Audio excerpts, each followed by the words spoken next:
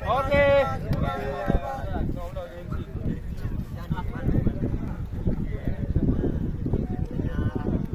Usailah acara pelaksanaan seleksi PON Aceh pada sore ini yang sudah berlangsung selama 3 hari mulai dari tanggal 4 sampai tanggal 6. Inilah terakhir momen foto bersama pelatih dan pemain se-Aceh yang mengikuti seleksi PON Aceh tahun 2024.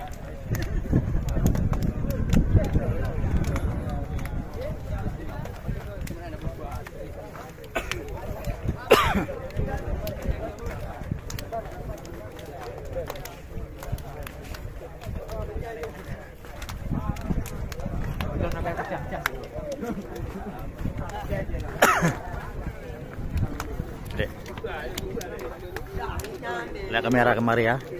Kamera ya. Kamera ya, kamera.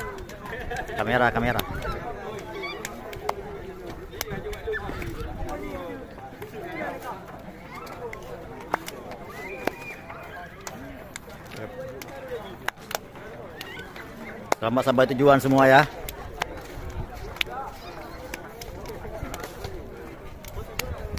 Aduh, gak apa-apa.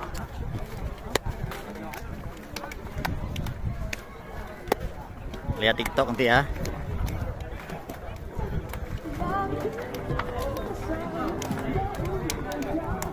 Lihat TikTok nanti ya.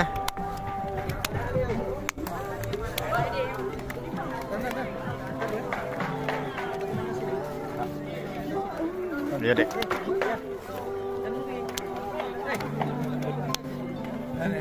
Lihat deh.